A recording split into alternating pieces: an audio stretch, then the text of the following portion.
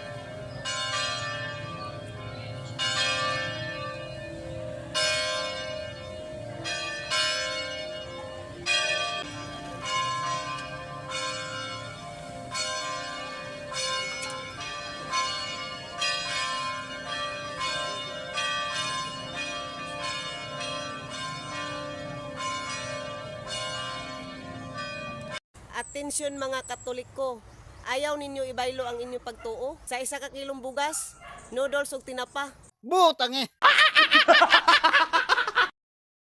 Usa ka pastor mga igsoon, mapahubsanon nga naghatag announcement mga igsoon sa iyang mga kaubanan nga mga protestante nga dili katoliko.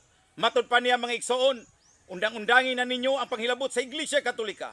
Ipatigbabaw na to ang respeto mga igsoon. Maayo kini nga pastor, ha? Maayo gyud ka brad. Saludo ko nimo brad.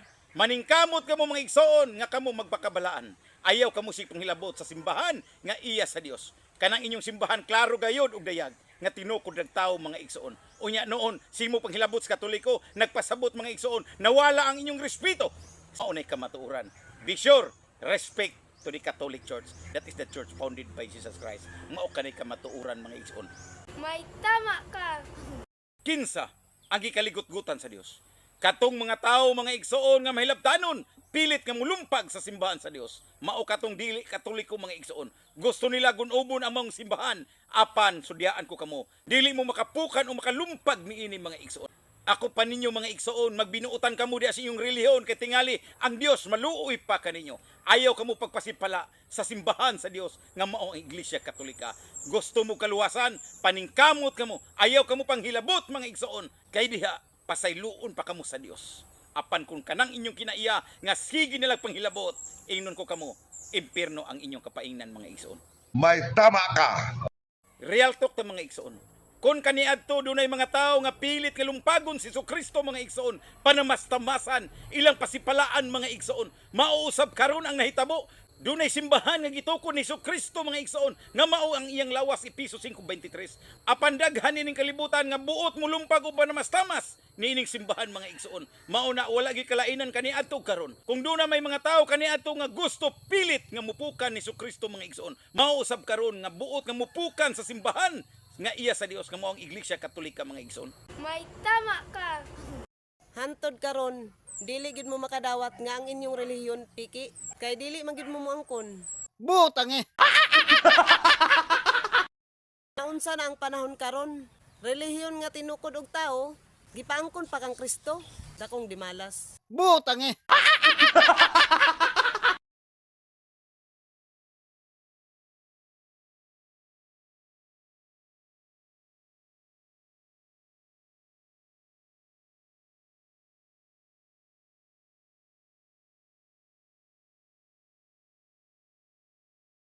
Si Kristo nag-ingon nga siya ang manluluwas sa iyang simbahan, mao ng Katoliko.